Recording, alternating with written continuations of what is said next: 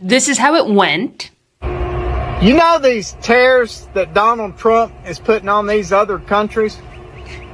Well, they're actually a good thing for the American consumer. And this is how it's going. You know, I've been hearing all these people complaining about prices not going down since Donald Trump became president.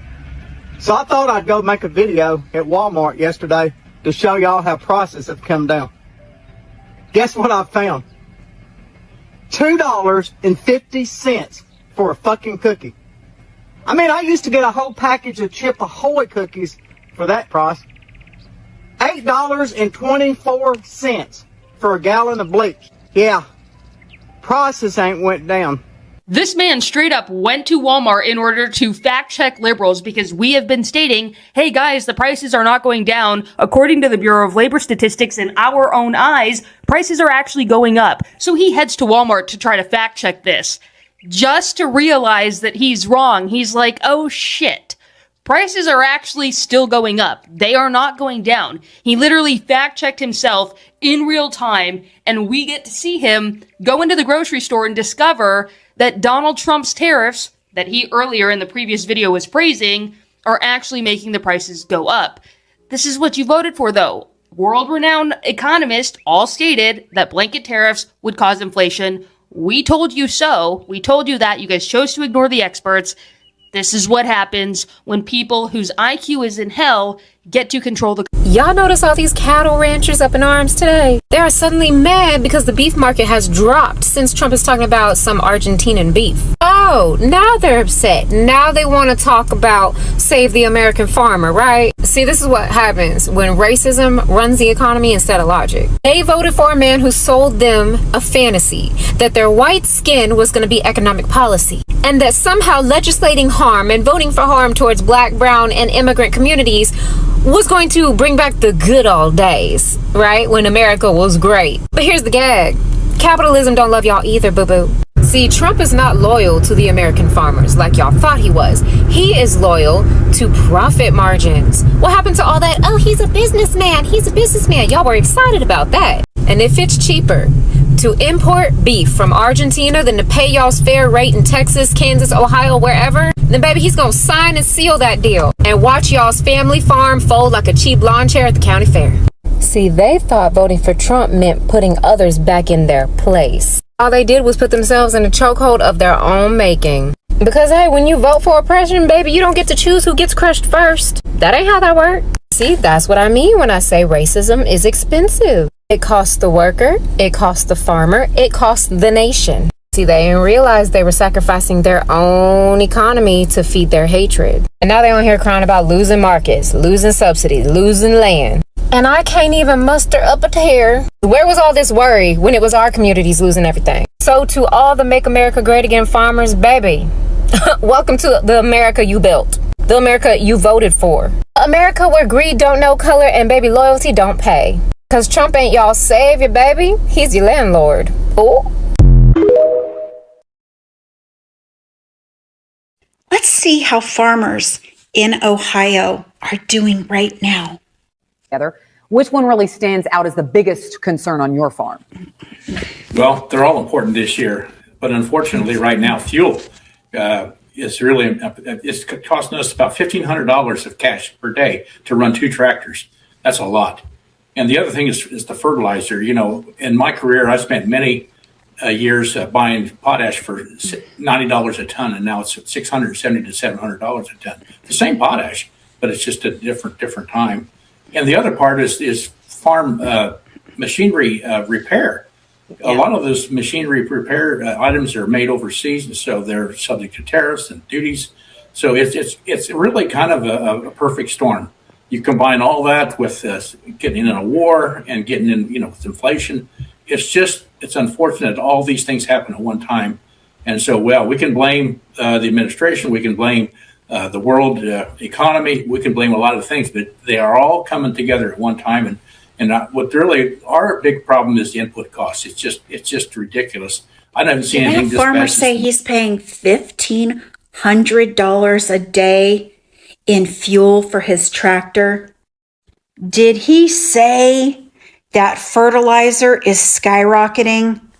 Did you know fertilizer is up 48% and 70% of farmers cannot even afford to buy fertilizer? Did you hear him mention the bankruptcies? Yeah, those are up double digits.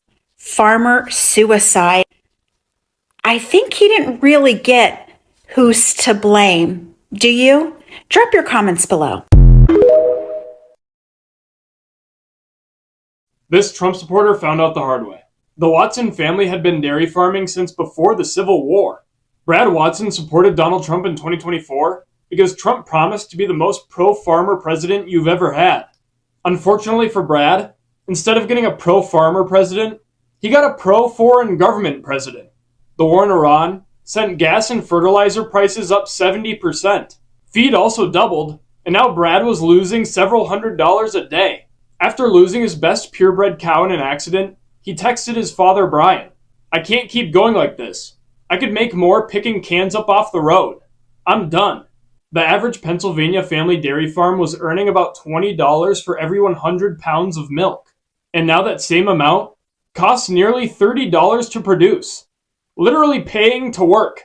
Brian replied to Brad, "Don't think you failed. You're the last Watson milking." I would say voting for the guy directly responsible for ruining your family's legacy is an epic fail. And Fafo and I, we love to see it. Brad dialed up an auction house and the ad read, "Farm is going dry. Every cow must go." With farmers struggling, Brad had believed that Trump might help them, and he appreciated the frustration in Trump's speeches about America's decline. His dad, Brian, was more cynical. He'd seen generations of politicians riding tractors and pandering to rural America as more farmers went under. And his son, Brad, fell for that oldest trick in the book. Now the Watson family farm is done. Another farm gone. And it's all thanks to Trump, the guy he voted for. Now the Watson family farm is going to be known as the Wuhan farm. So you mean to tell me that in Utah, they're restricting water supply to homesteaders that literally live off their land. They have to water their crops. They need water for, showers and cooking and everything else. They need water for their animals, and they're limiting their water supply. But in the same state, they just approved a 40,000 acre AI data center by Kevin O'Leary in the same state that they're limiting water supply to people that are growing their own crops. And then now, guess what else? Palantir and USDA just partnered for $300 million for a contract so they can control the food. They can make sure that the food is okay. It's Mike Johnson, who literally promised that he would not make cuts to ACA, to SNAP, to WIC here in Louisiana. He broke all of those promises, which I should be surprised about. But considering the fact that he willingly works for the Trump administration, it does. They have full-on Trump derangement syndrome, okay? And it informs how they see the world and how they react, and how irresponsible they are now is on full display for the whole country. I hope voters remember this in the fall. You got to keep the grown-ups in charge, and that's the Republicans. Check out how Trump's policies are destroying these red state farmers who voted for him, and we're going to be right back. Now, I've never been as worried as I am now about whether or not my kids and grandkids will be able to carry on. He said, "I love you, Mr. Trump. I need to see the fruit of your love." 5 of my customers have committed. That's how serious that this is. And what it costs for us to farm is astronomical now. I farm with paid-for equipment. All my tractors are 50 years old, and I can't hardly make this deal work. I think the tariffs are the ice cream on the cake of a perfect storm. After a horrible year last year where most farmers in Arkansas Delta lost money, this year's going to be worse. So my son will not be the seventh generation on our farm. We're going to lose 25 or 30% of the farmers in this country if they don't do something. It has to be done, and it's not just here. It's everywhere. Now, a lot of my liberal followers are understandably, justifiably like, well, F around and find out. But that's a little too simple for my journalistic standards. There's something deeper going on here. Because if you have a historical understanding of how propaganda works on the human mind, I think everybody who's getting messed over by these Trump policies in red states who voted for him needs to start by suing right-wing media companies for radicalizing them into doing things that are against their best interests and echo chambering them out of the information that could have them more critical about his policies. I'll reiterate, if you ain't got the bandwidth to feel nothing for these people after what they done, I feel you. But low-key, high-key, this is tragic, yo. Because even as late as May, a survey by the Purdue company of like 400 farmers showed that 70% of them still believe that Trump's tariff was going to have some kind of positive benefit for them. Remember that slew of executive orders that Donald Trump was just signing earlier on in the year? Well, it caused so much bureaucratic instability that it made the USDA pause funding for over 30,000 farmers in the United States. That was strike one. Strike two for the farmers was when Doge came in and gutted USAID. Everybody was like, oh, that's just a front for the CIA across the world. Maybe, but also it created automatic buyers all across the world for American-grown wheat and corn and anything that could bridge the gap for starvation. That's gone. Strike three was the deportations. These farmers literally voted for Trump to steal their workers and wonder why ain't no work getting done when all of these compounding factors are crushing them. Strike four, which is more than you're supposed to have, is what? The dude said it. The tariffs. He said it's the icing on the cake. We tried to tell y'all that it's Americans who pay the tariffs. Y'all didn't listen, so listen to these farmers. You know what's ironic? A lot of these farmers were dead silent or complicit in black farmers getting screwed over for decades by not only their peers, but by the USDA. So bad that they had to win lawsuit after lawsuit in the billions of dollars to get claims and damages done. And still the USDA was slow with paying them out. Had they not been so racist, they'd have had a larger coalition to argue for what they need. And what's even deeper is that a lot of these farmers' ancestors were given this land in the Homesteading Act of 1862, when freshly stolen land from Native Americans was given to European peasants for pennies on the dollar. We're talking about 1/10 of the U.S. landmass. The term chickens coming home to roost is a farming colloquialism that applies here with a ruthless poetic irony. I can't even really get myself to celebrate over this because I'm looking at how the sins of the father cascade down to the generations,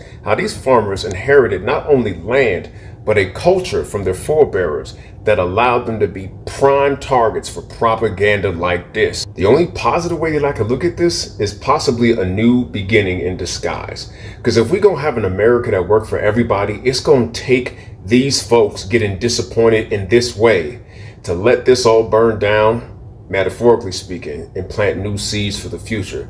That's just my take on it. What y'all feel? My name is... So on this edition of FAFO, the We're About to Lose Our Farmland edition. Nearly 80% of voters in what are called farming-dependent counties voted for President Trump in the last election. I feel like a lot of American farmers, cattle people, a lot of people probably feel let down currently. Now, maybe there's a method to the madness. You know, that's still to be seen. Many are now taking their frustrations directly to Republican lawmakers at town halls across the country. I'm about ready to lose my farm. I am pissed, and I'm pissed at you. You see, this happened in his first term, but you got a bailout. But for some reason, nothing's happening so far right now. Because I have a very strong inkling that they're probably going to let you foreclose on your farmland and then come in and buy it for pennies on the dollar. Because right now, it really sounds like Argentina first instead of America first, since we're giving Argentina $40 billion in a loan, as well as buying Argentinian beef from them. And then those soybean farmers are stuck with a ton of crop right now. But anyways, I had some really, really delicious Vietnamese food for lunch today. What did y'all have for lunch today? Let me know in the comments. And have the day that you voted for. Bye. When will this end is what farmers are saying to Donald Trump as he fires all of their workers and bankrupts the majority of their businesses. We're talking about 7th-generation farm workers no longer having a business or working in this country on a farm anymore. And it is so bad that they are self-unaliving to the point that other farmers are reporting it because they're buying their tractors for half off. They are actively and loudly making videos in a panic, sweating and crying because Trump has ruined their farms. This is because his tariffs are making countries place counter tariffs on America, and it is destroying them the same ways that it's destroying everybody else. Only it's a lot more because they specifically rely on these trades and relationships with other countries to buy their crops, because if no one's there to buy them, they no longer have a business. These are people that have voted for Trump 3 times in a row. And while this is their own fault, they're saying Trump has let us down. What are you doing to us? Fix this. Let's take a look at this clip. All of us farmers have officially fucked around, and we have officially found the fuck out now, guys. I am on the verge of bankruptcy. I'm on the verge of fucking tears. Overnight, all of my fucking help fled. My help, out of fear for their safety, their lives, they fucking fled. And now I am left out here standing in my unharvested carrot field. It is January and I'm in Kansas, and this is when carrot harvest goes in fucking Kansas. This field should be full of workers, but all my fucking workers left. And who the fuck do you think is to blame for that? Every single one of them left. Now I have to by myself try to fill that truck with a load of fucking carrots in one day, and I can't do that, guys. I have to get these fucking carrots to market by next week or my contract is fucking terminated. This is $936,000 worth of carrots right here, and I can't fucking pick them by myself. If they're unharvested, I will get kicked out of that contract, and I will get sued by the fucking Planters Loves Carrots company for that fucking money. But I have nobody that'll come fucking pick my carrots.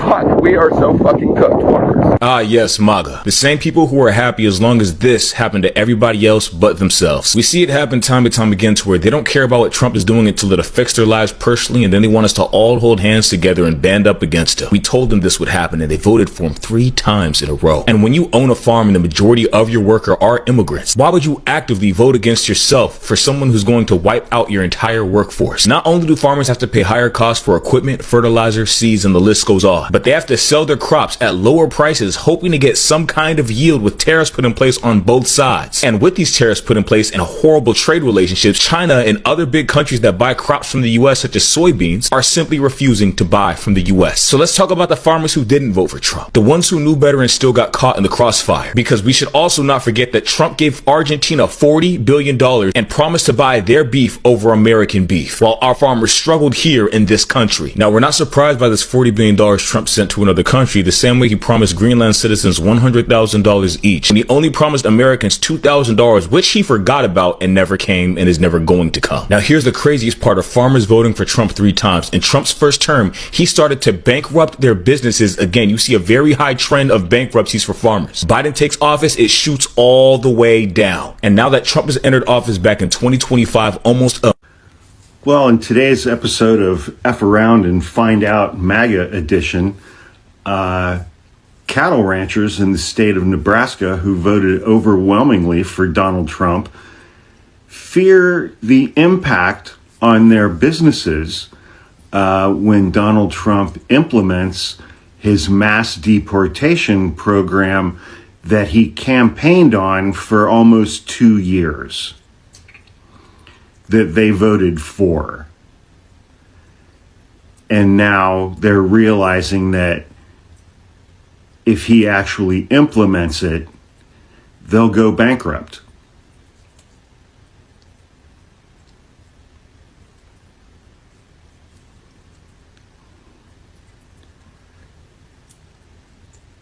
He told you for almost 2 years that he was going to deport 20 million Hispanic, Latino, undocumented immigrants living and working in the United States. You voted for that. And as cattle ranchers in the state of Nebraska, your business and your profitability depends and relies on undocumented immigrant workers who are now going to be deported by the guy that you voted for who said he was going to do that.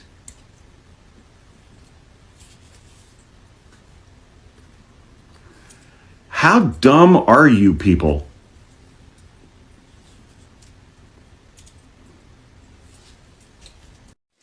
Hello and good morning. Don't mind me, my voice a little scratchy.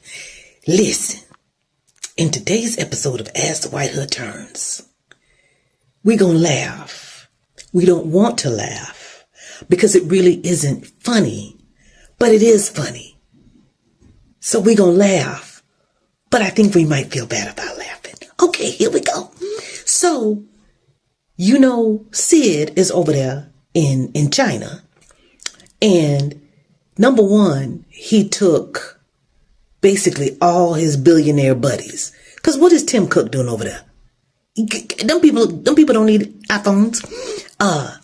Elon, all these other billionaires over there. What was they doing over there? That's what we need to know. But anywho, that's not what I want to talk about. Why is Sid now saying that he's on board with China buying up all this farmland? Now, mind you, hundreds of farms have been going bankrupt over these last 2 years because of Sid's tariff policies. Now, some of them same farms are about to be bought by Chinese investors. This is the part where we laugh. Right? Because look around, find out. I hate that. This is the part where we don't laugh. I hate that those people are going to lose their family farms, their generational investment for their kids and their grandkids. But y'all trusted the wrong motherfucker. All that America first, he didn't mean it. He meant him first. Him. Not y'all. So maybe these Chinese investors will let you, I don't know, sharecrop since they want to take us back. I guess sharecropping can make a comeback. I don't know. Y'all let me know what y'all think. Because what the entire hell? Okay, that's it. That's all I got. Okay, bye. Apparently there's a shortage of workers on the farm. But don't worry, MAGA. Brooke Collins, who heads agriculture, says that she has a solution. Seems like Trump and Brooke Collins have put their heads together and come up with a solution to solve the problem on the farms losing workers. Let's watch the video and see what Brooke Collins has to say to solve this issue. Score enough. There will be no amnesty. The mass deportations continue, but in a strategic way, and we move the workforce towards automation and 100% American participation, which again, with 34 million people, able-bodied adults on Medicaid, we should be able to do that fairly quickly. Thank you. Did you hear that, MAGA? They're saying if you're able-bodied and on Medicaid, you are going to work in the fields. MAGA, this is where it hits you. You're going to work in the fields. And you're going to see what it's like for these undocumented immigrants to come to America and work a hard day's labor. Don't ever call me a person of color. I'm black. The overarching term person of color or POC has always been null and void in America because there is white America, black America, and then everyone else. And you find that the other people under the umbrella POC are just as anti-black as white people. I put up a conversation on Threads talking about Latinos and how they voted for Trump and how they're voting against their own self-best interests. And they think that aligning with the white is right, white American people in this country will save them. And they're learning very quickly that Trump is inputting all these policies and wants to enlist the U.S. military to start the mass deportation progress. And I made a simple comment and I said, don't look to black people for allies. And he said, don't look to us for allies. And I said, first of all, black people have never looked to anyone else in this country for allyship because this country has always been a black and white space. And you guys are the in-between new people. And that's just the reality of race relations and the makeup of this country politically and socioeconomically. Even though black people in this country experience racism, classism, oppression, and we have done since our inception in this country, white people know that black people are American. So we're never other. We're never going to be deported. We're never going to be somewhere else. They're not looking to us to say, oh, we're the other. Black people are never the brunt of immigration problems because we are inherently American and they know we are American. So when I say don't look to black people for allyship, it's in the form of us fighting for civil rights for ourselves continuously since the 50s and you benefiting from those rights, you benefiting from the ability to come into this country and have a closer proximity and adjacentness to whiteness, because we are the ones that fought for immigration. We're the ones that fought for non-white people to have rights, bank accounts, homes, vote, the list goes on. And per America and how they have a certain disdain for black people, when the civil rights movement happened and when the mass influx of immigrants happened, when massive amounts of Cuban immigrants came to America, do you know Cubans were given loans? Cubans were given preferred jobs. Cubans were given business loans to start businesses. Why do you think Miami is so heavily Cuban? And why Cubans have been so successful is that in spite of black Americans that have always existed in Miami, the government gave Cubans preferential treatment in starting the development of Miami. It wasn't because they preferred you. It was because we'll rather give anything to someone who isn't black than give the power to black people who recently just got rights under the law.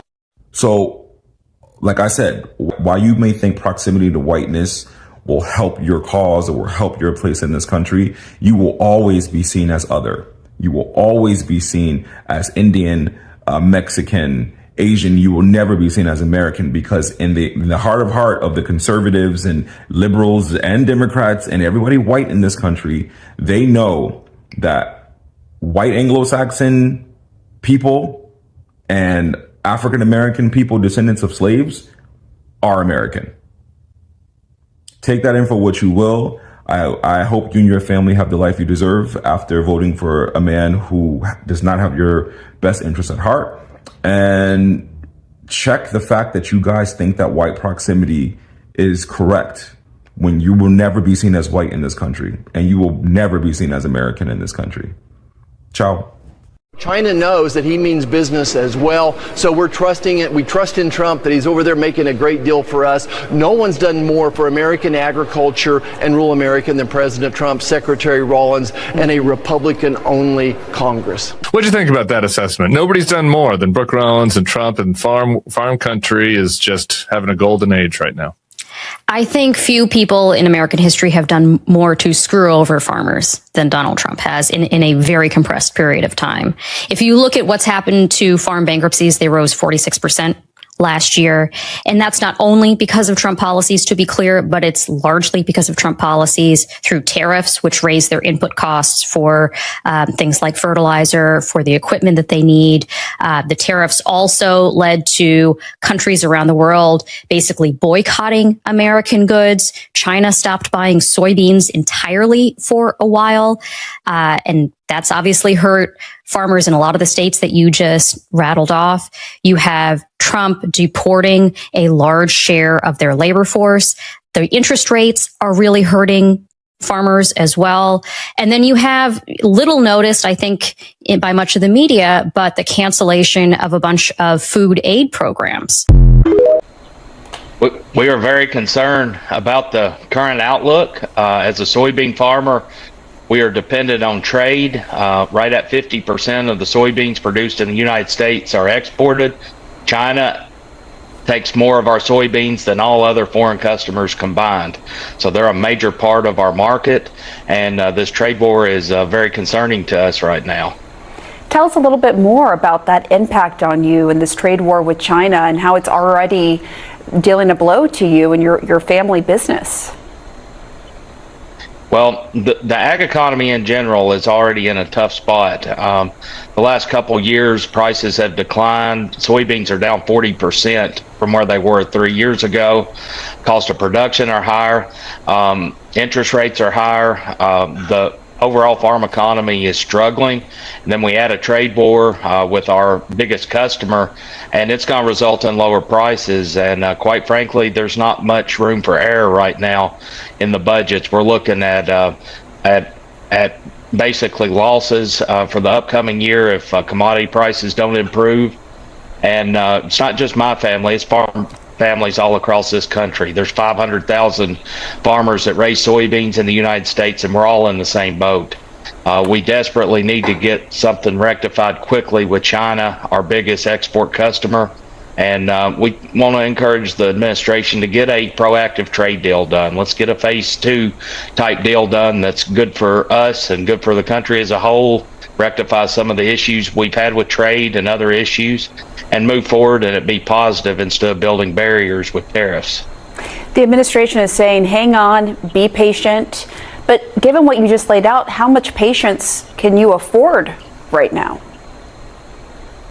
Well, Pamela, right now we're planting a crop that looks like it will be produced at a loss.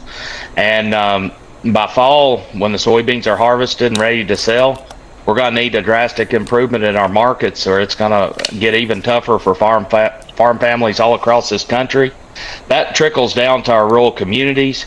Our rural communities are a lot of folks across this country, and that impacts small business, that impacts just the whole infrastructure within our communities. It's not just our farm families. We want to keep this nation strong. We're the backbone of America. And I know the president has said he loves farmers, and I believe he does. I think he's trying to do what's right for this country. But we do want to make sure that our voice is heard and that realize that we got to make sure that we survive through these tough times. And we're going to need an improvement in our prices, and that's by having strong demand for the products we produce. We want to have good markets and we want to have opportunities, and that's what we need. Farmers across America helped propel Donald Trump back into the White House in November's election. And even in a state like Deep Blue California, which, by the way, produces over half of the food we consume here in the United States, those farmers in California also supported Donald Trump. Now, because of the Electoral College, their votes really don't matter all that much, but these farmers said, by God, I want Donald Trump up there. And a month and a half later, these very same farmers, according to a new report from Politico, are basically wetting their pants in fear because, oh God, Donald Trump's going to deport half of our workforce. They're acting like they've just discovered this, like this wasn't something that Donald Trump repeatedly said on the campaign trail, which he did. You know, again, I'll give Trump full credit for being fully honest about the tariffs and the deportations. He never sugarcoated it. I mean, he lied about, how it was going to help us. It's not going to help us. But in terms of what he was going to do, he was honest. He was just dishonest about the why. This Louisiana farmer told This Now that he is absolutely done with Donald Trump. My question to him is, why the f*** did you believe Donald Trump about anything, especially when it came to your farm? How did you not read through his garbage? Donald Trump cut billions of dollars from federal programs that funded small farmers. The same program that we got our grant through is no longer funded. And we've just been left to the winds. I don't have anything to say to Donald Trump. There's nothing I can say that he would even listen to. He's going to look down on me like I'm a bug on the sidewalk or a piece of shit on his shoe. He doesn't care about people like me, you. No, Donald Trump doesn't care about me, you, or anybody. He doesn't even care about his own family, children, wife, nobody. Donald Trump cares about himself, period. But does anyone feel bad for this farmer? Because I don't. I don't just give my empathy to anyone, especially people that knew they were gonna get by Donald Trump. And they allowed it to happen. They knew this was gonna happen and they still allowed it. Sorry, not doing it. You're not getting a fraction of a % of my empathy. You made your bed, now go sleep in it. You are not going to believe this. I made a video yesterday that went viral. I was talking about Jeff Mellon, a Georgia farmer from Spalding County, whose 225 acres that were in his family for generations was taken over by all Republican officials through eminent domain to build a private, a county airport that's going to be used by private jet owners and corporate jets. Okay, it went viral. He did not vote for Donald Trump. He's been very outspoken that Trump and Republicans have done nothing but hurt his farming business and those of others. Well, Maura Keller reached out to me. This is in her district. She's running as the Democrat for this House seat in District 3 in Spalding County. The election is tomorrow. And she shared this with me. This is her Republican opponent. He is the incumbent. He's running for re-election. And he is standing on the broken ground that this farmer was just told he has 90 days to vacate his cattle and his farming equipment. And in it, Representative Brian Jack says, I was honored to join the wonderful people of Spalding County today in celebration of the groundbreaking of the Griffin-Spalding Regional Airport. This historic achievement was delivered through the collaboration of federal, Republican state, and Republican local stakeholders, and its construction will create more jobs and grow the economy across Georgia's 3rd congressional district. Thank you to the Undersecretary of Transportation who gave them $40 million to build this of your tax dollars and my tax dollars. Lieutenant Governor Burt Jones and Spalding County's leaders for participating in our ceremony today. Did I tell you it was all Trump Republicans that harmed this farmer? So tomorrow's the election. Vote for Maura Keller in District 3. Unbelievable. So rural white people decided that they are going to listen to only themselves. They're going to listen to their fellow white people. They're going to make decisions the way that they think is right for them, you know. And when I'm talking about white people and the decisions that they make, first of all, it's very important to realize that they do it from a very selfish point. Not all white people, I know you people are here, white people are watching me. It's not all white people. There is a crop of white people that are actually very racist, and this is exactly what they do. They make sure that any decision they're making is for them, yeah? As long as something is going to sit right by them, as long as something is going to be okay for them, for their families, for their friends, and for their community, then they are good with that. They do not want to care if the same thing is going to affect black people or the people of the other races, yeah? And that is why I keep saying they do it from a point of being very selfish, and, you know, as long as it serves them right, they will do it. They will not care about how that impacts the other people. Now, the reason why I have started my comment on that is the fact that these rural white people, you know, they're now coming out to complain. We have had a couple of videos. By this point, I know that you people, if you have been following me for quite some bit of time, say a week or two, you definitely know that we have been discussing this kind of videos where white people are now coming out to complain that they made a wrong decision, that they should have known better, that they should have made a decision that was a bit better than whatever they decided.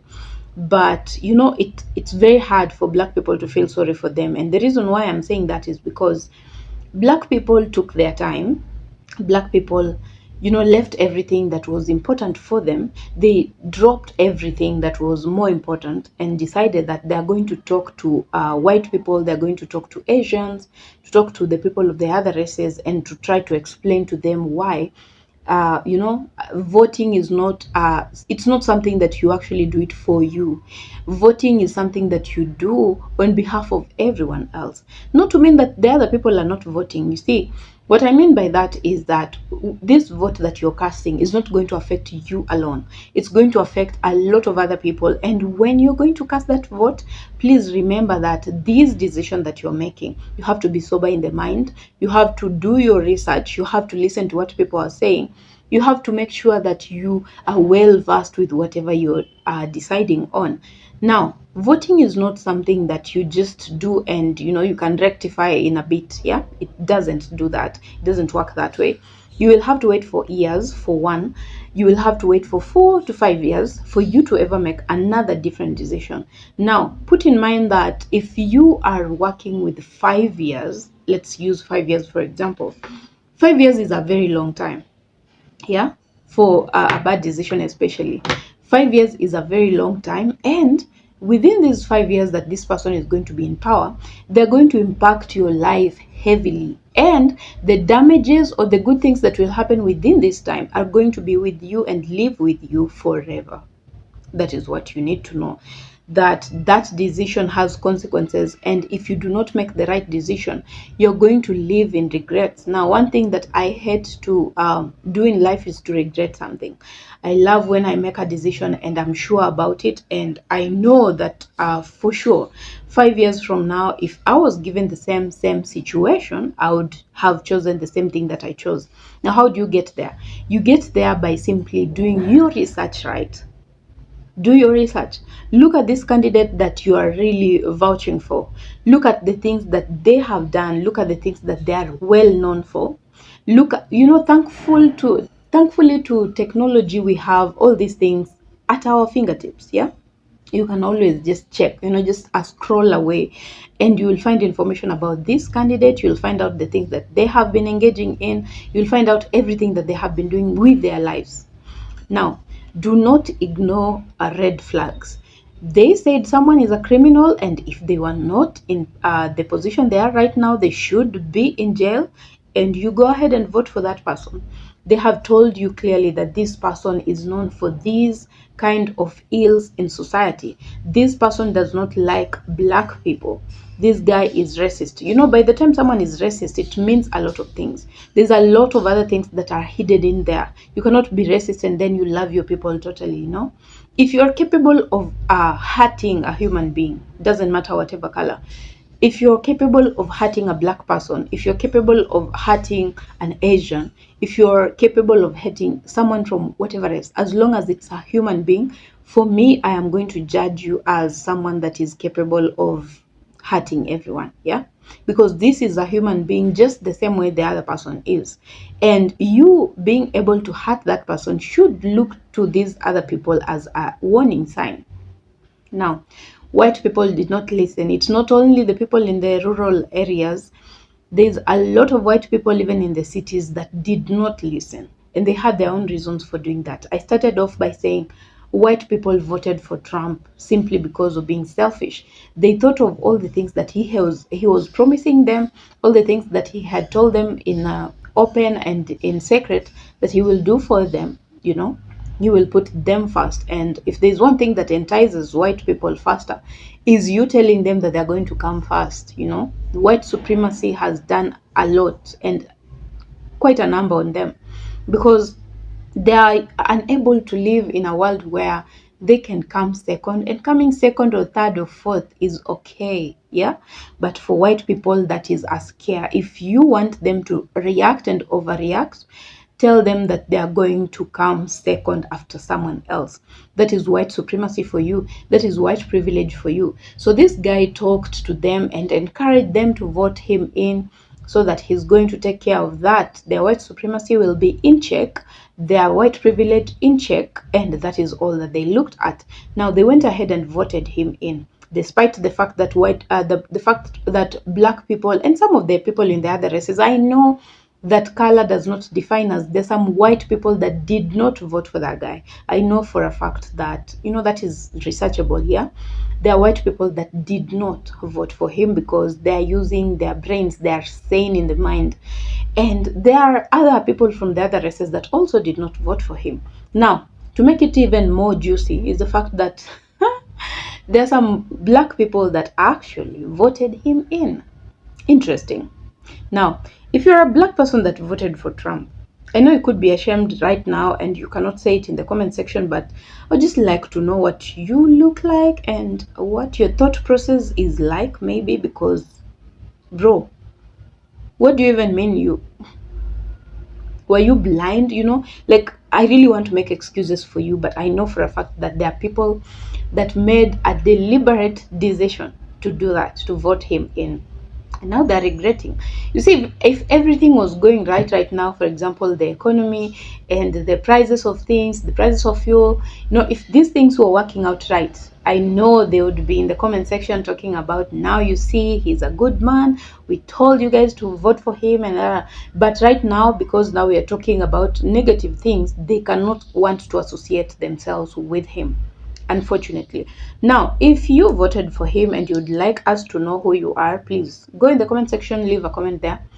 Let's know and support your answer, please, because I really want to make excuses for you. I really want to understand you, but it's so hard, yeah? As a black person especially. This is someone that hates you. You know, you need to get over this, that your proximity to whiteness does not help you with discrimination. It doesn't. It will not. Just get that over just get over that. Everybody at some point, they think that by associating with other people of a certain level, they will be treated the same as those people. You will not. And that is also the problem that our Asian brothers and sisters have. They think by associating themselves with white people, being in proximity to power is going to help those people to see them differently. Now, two things are for sure. White people will never see you differently. They will see color. Number two, they will never change. That is who they are. They will never change. Don't keep hurting yourself by doing that. You know, by you wanting to associate so much with them, there's a lot that you go through, but you want to do it in silence so that you think that is going to help. It's going to waste your time. It's going to waste your mental state, and you will just regret even more. So don't do it. Just love your brothers and sisters. Those are the only people that actually see you as a human being. Those are the people that actually care about you. White people only care about you when they can get something from you. Once they get whatever it is that they want from you, they're done with you. They dump you. Yeah. So have that in mind. Get over it. Wrap that around your head. It's not going to happen. They are not going to see you differently. They're not going to love you anymore. You know, they're not going to love. They don't even love you in the first place.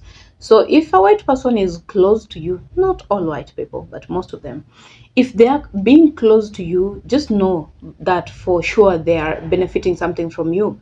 And once they have gotten exactly what they want from you, they're going to dump you. They will surely do that. So get over that idea that if you're closer to them, they're going to love you a bit more. They will not. They are just who they are, and there's a lot of damage that has been done. I'm not blaming them, especially the ones that were not part of this. They have found themselves in a society where these things have been happening, and sometimes it's hard to change even how your mind, takes in information. So they are, we have white people that are actually working on that. But for most of them, they have internalized, like they are even unable to understand how they can get over that. So as they keep working on themselves, let them do that. You don't compromise yourself, your peace of mind, your happiness by trying to please them. Do not be a people pleaser. Live your life. You will be just fine. You will turn out just fine. Don't worry about that. So guys, if you're watching me for the first time, if you've never been to this channel before, never seen this face before, my name is Furaha, and I am so happy to have you on my channel today. I hope that you enjoyed this video this far, and if you have liked this video, you can consider going back to my channel and watch the other videos that I've made before. And if you fall in love with that kind of content or that kind of information that we spread across here, you can consider subscribing to my channel, be part of this amazing family. We have a beautiful community of people. You will see them in the comment section of this video, because that is where we interact, and that's how I know that I have a very good following of people that are open-minded. They're willing to learn. It doesn't matter if you're black, white, or whatever else that you come from. They interact over there in the channel, and they say the things that they think are okay, what they think is wrong. They say the things they agree with what I have said or the people in the video have said. They disagree, like, you feel free to do that. Go to the comment section, say whatever it is that is on your mind. People will interact with you, and from there you learn a couple of things, which I think is great news. So consider subscribing to my channel, be part of us. Returning subscribers, thank you so much guys for the warm support, for all the effort that you make, liking my video, sharing it, leaving a comment, giving me a super thanks, all that kind of support. It's been massive. It's been mad. For the 2 months that I have been on here, you have shown me overwhelming love, and I really don't take that for granted. I appreciate each and every one of you that has been here and has been doing that for me. I don't take it for granted. Guys, I will see you on my next video, and just remember to be kinder to yourself today. As you watch this video, be kinder to yourself. A lot going on, but you're just a human being, you know. You can only do so much. So guys, please be kind to yourself. I'll see you on my next video. Bye for now.